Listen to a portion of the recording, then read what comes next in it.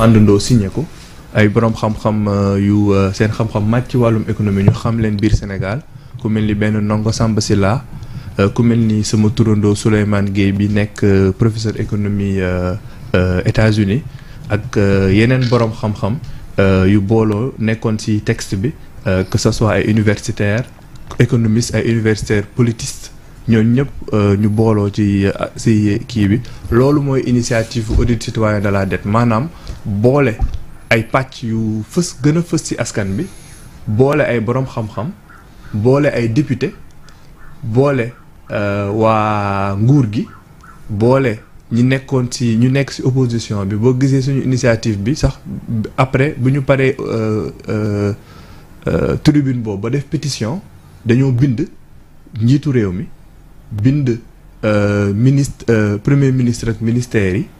ministère finance waaye bind président assemblée waaye dañoo bind groupe parlementaire yu nekk assemblée nationale yëpp maanaam bu pouvoir bi groupe parlementaire bu opposition bi bind non inscrits yi maanaam mbir bi mooy il faut que ñu toog nguur gi génnee documents yeeg éléments yi askan bi yëpp càmbar ko maanaam moo tax ñuy wax audit citoyen de la dette comme ni may waxee dafa war a dépasser ay clivage de génération. est-ce que loolu mën na garantir indépendance ak objectivité bu audit boobu. waaw tey moom. démarche bi justement démarche bi li ko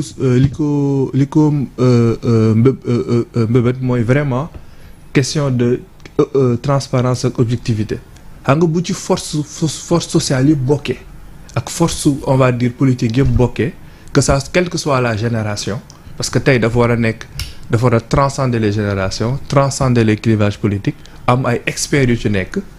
tey loolu noonu lay garantir ba duñu naan par exemple tey boo gisee situation bi des fois bu nit ñi waxee ci dette cachée bi ñu ne non nguur gi day dal ci nguur gële bu ñu waxee bu fi nekkoon ñu ne dafay défendre boppam tey benn boroom xam-xam bu ñëwee génn ñu ne kii li mu wax nii ñoom am nañ benn kii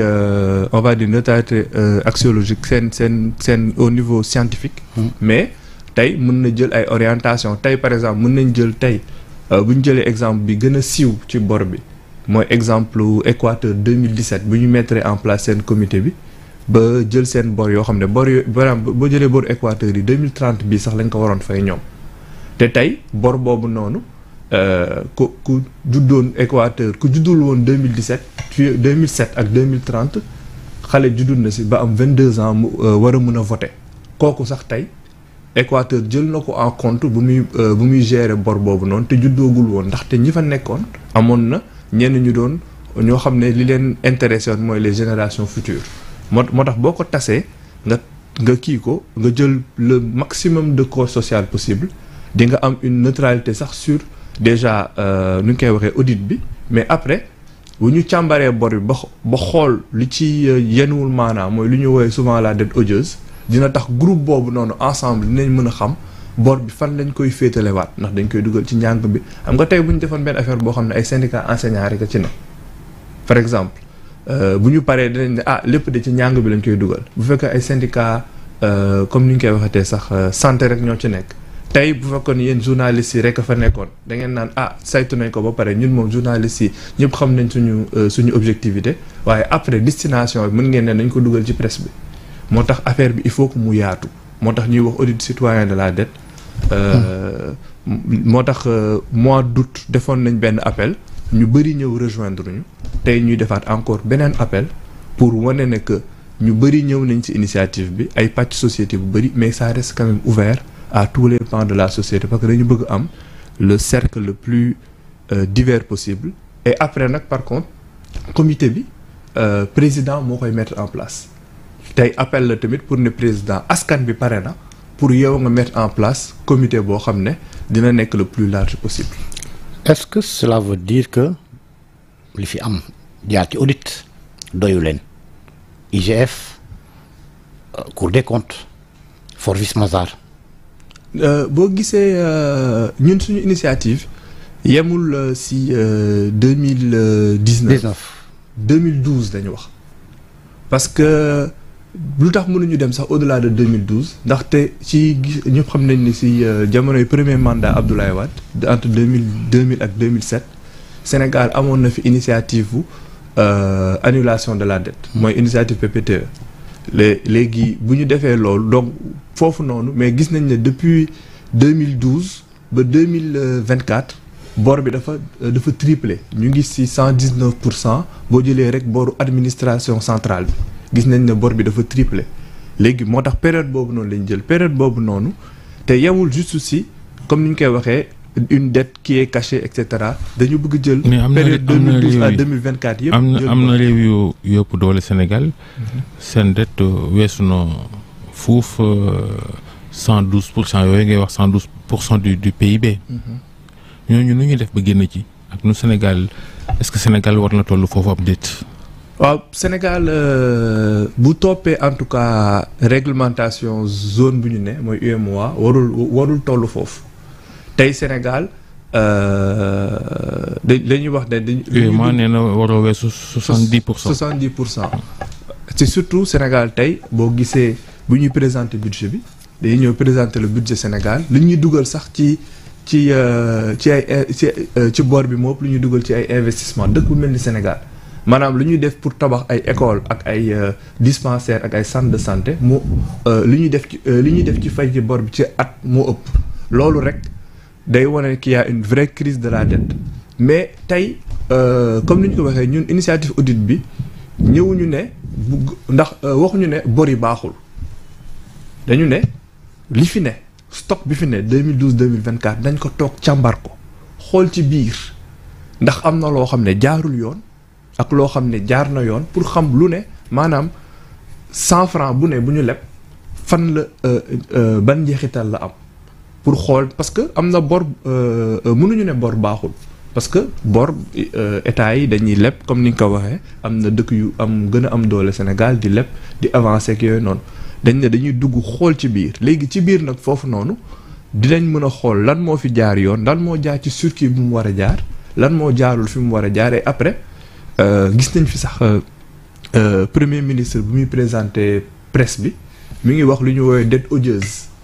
dette boo xam ne tey dañ koo contracté mais jëmul ci askan bi tey loolu noonu tey bu ñu toogul càmbar ko du ñu mën a xam ban pàcc ci bor bi moom la ñu mën a woowee dette odieuse ba xam ne boobu noonu tey mën nañ toog ci kanamu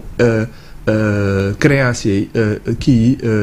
ñu lebal ne leen lii nii mënuñu ko fay ndaxte fu mu jaar du yoon te loolu boo toogul càmbar ko et comme ni nga ko waxee ak le maximum de personnes possible tey loolu doo ko mën a génne. est-ce que ci wàllu moyens yi nga xamante ne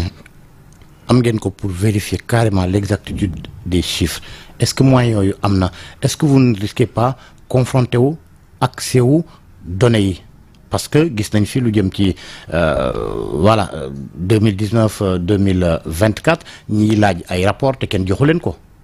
donte sax am na ab loi bi nga xamante ne woote nañ ko Sénégal pour accès à l'information. waaw moo tax ni ma la waxee. ça risque d'être un obstacle. moo tax ñun bu ñu wootee ba pare. ba boroom xam-xam yeeg yëpp ñëw toog ñu wax nii lañ war a def. ñu def pétition. sénégalais yu bari signé pétition bi lu ñu njëkk def. après loolu mooy dañoo saisir président de la république ndaxte tey président moom bu deful décret ne man président de la république damay mettre en place comité bi dinaa ci dugal comme ni mu def par exemple man comme président jël na décret pour pacte de stabilité sociale. ne pacte de stabilité sociale bi pour ñu def négociation yi xam chiffre yeeg yooyu noonu mun a wax ak kii dugal man jël naa décret def naa comité bi syndicat yi ñu ngi ci. travail patronat bi mu ngi ci gouvernement bi mu ngi ci tey président moo war a jël décret boobu noonu pour mettre en place comité bi président bi dès que mu de mettre en place comité bi état moo yor rapport yooyu ngay wax président day demander ministère des finances ñu mettre à disposition et tous les corps de contrôle de l'état ñu mettre à disposition comité boobu noonu élément yépp yi tax comité bi liggéey moo tax tey problème boobu noonu du posé wu loolu moo tax tey mënuñu ñëw rek ñun avec toute la bonne foi du monde ñu ne ñun suñu bopp ñooy defar suñu comité bopp même si on a déjà tous les pans de la société et des intellectuels de haut rang yu nekk suñu initiative yoo xam ne tey ñun tey mën nañ mettre en place comité mais pour mu nekk lu efficient lu jaar yoon moo tax ñu ne président de la république ñu bind ko ne ko monsieur le président ñu ngi lay proposer nga mettre en place comité boobu noonu te bu ko mettre en place question wu chiffres yi ak accès données yi du posé wuti. est-ce que tontoogum na. tontoogul yàgg na de. ñu ngi xaar mu tontu mais au-delà de moom même président de l'Assemblée nationale président groupe parlementaire PASTEF présidente groupe parlementaire Takku Wallu et la représentante des non-inscrits ñoom tamit bind nañ leen mais ñoom tamit tontooguñu ñu ngi demander vraiment à ce que parlementaires yi ñu tontu parce que parlementaires yi par exemple ñoom ils sont très impliqués dans cette histoire-là. ñoom tey mën nañu woote de manière simple. Une commission d'enquête parlementaire ñoom ñu jël la question en kii parlementaires yi ñoo ngi nii loi de finance bii nii di dugg am na benn ligne bu ñu ne da nga koy gis ñu bind dette bancaire rapport Mazars 518 milliards par exemple question boobu noonu tey sénégalais dañu war a demander 518 milliards yooyu noonu est-ce que dette cachée bi lañ nekk est-ce que dañoo bëgg dette cachée bi 2016 ñu commencé déjà di ko fay te càmbaraguñ ko ndax ligne bi ñu ngi ci bind dette bancaire rapport Mazars tey député yi dañu war a wax ministre des finances lii lu muy signifier est-ce que 516 milliards ci dette cachée bi bu rapport Mazars wax la ñuy commencé di fay lu tax ñu koy fay te càmbaruñ ko mu gën a kii tey Sénégal mënul en fait on ne peut pas se déclarer vaincu dire dette cachée am na amul problème nañ ko fay tey il faut que ñu càmbar ko auditer ko génnee ko et tey population bi yëpp ñëw tey en fait mënuñu bàyyi état bi muy def face à face. one to one ak luy dette cachée njëkk ndax ñi ñu ciy tuumaal ñi génn ne dette yi société yi nguur gi am moom lañ jël boole ci dettu Sénégal bi ne dette cachée te loole ni nga ko waxee ay dette bancaire la banque yu mel ni fii ci Sénégal ñooñu leb ko ñu jàppee ko ay dette cachée lu ciy dëgg ci li ngeen am ci xabaar. non justement xam nga dette cachée avantage bi mooy institution ci boobu ñoom dañ koo définir. dette cachée mooy dette boo xam ne jaarul ci circuit de dette tey Sénégal dafa am loi buy wax ne Sénégal booy leb yoon bi nii la état bi dafay demander contracté. mu jaar assemblée nationale validé ko et après ñu jël ko wax fii lañ ko exécuter bu paree sax ñu xool ndax effectivement dañ ko ci liñ ko waroon exécuter foofu noonu la dem ñu ne dañuy leb 500 milliards pour tabax peut-être ñaari hôpital par exemple dafay jaar assemblée nationale validé loolu ñu xool ndax 500 milliards yi dugal nañ ko mooy évaluation des politiques ndax dugal nañ ko ci hôpitaux yi te circuit boobu noonu loo ci teggi moo tax ñu naan dette cachée mais tey ñun mënuguñu dem foofu noonu. Dakar Dem Dikk ak Senelec bu ñu lebee war na mën na faa jaaram. tey en fait par exemple tey moo tax sànq ma ne leen par exemple tey li ñuy wax au-delà de dette cachée balaa ngay dugal ñooñu sax tey par exemple 119% yu ñuy wax administration publique centrale la maanaam société yi duggaguñ ci ñooñu noonu bu ñu ci duggee lay commencé nekk 138 xaw ma pour cent jamono ji 119% yi ñuy wax rek ñooñu noonu bokkaguñ ci te déjà on est tous d'accord que 119% bëri na donc tey moo tax tey aujourd'hui tamit initiative bi on ne veut pas être danser plus vite que la musique tey mënuñu ñëw ne dañuy càmbar ba pare moom ma war a toog fii naan non ñii duñ defoon baaxul ak lu ñu def baax na ñun lu ñu bëgg mooy ñu mettre en place comité bi mu toog ñu mën a def un devoir de transparence parce que tey article de cette constitution moo ne ñun les ressources ça nous appartient à nous mënuñu woo Sénégal yëpp ne leen kaay leen càmbar moo tax ñu ne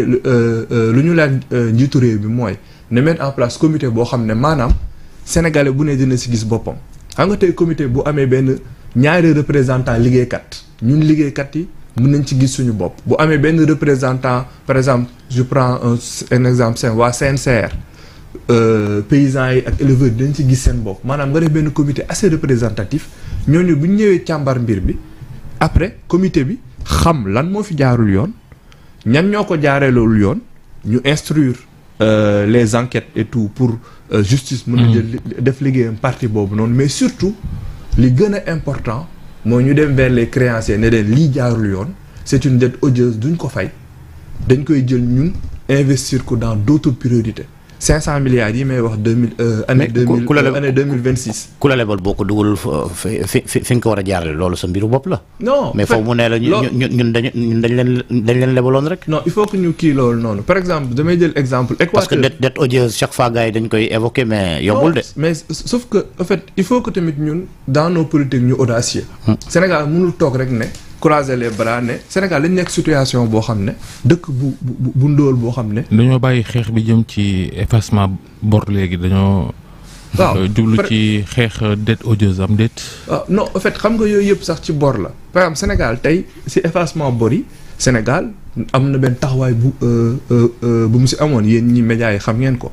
tey par rapport ak mais loolu loolu initiative globale voilà loolu initiative africaine lay nekk initiative globale mais aujourd'hui il y a une initiative aussi nationale sur l'urgence nationale tey aujourd'hui tey am na kii yoo xam ne tey bu ñu nee dañ koy fay impact yi comme ni ma la waxee tey 516 milliards sur l'année 2026 bu ñu nangoo fay ko léegi 516 milliards ñaata école lu mën a defar ñaata dispensaire ñaata centre de santé foofu noonu la ñuy woo sénégalais yi ñu def benn say pour saytu affaire bi xam lan moo si jaar yoon lan moo si jaaru yoon lu jaarul yoon ñu xool nuñ koy génne jërëjëf waxtaan bi am na solo ñu fàttali ni seen audit citoyen de la dette booba tey ngeen koy suub ci siège CNTS lancement bi tey la jërëjëf Souleymane Gueye bokk nga ci comité d'initiative audit citoyen de la dette jërëjëf Georges Diop jërëjëf Dieynaba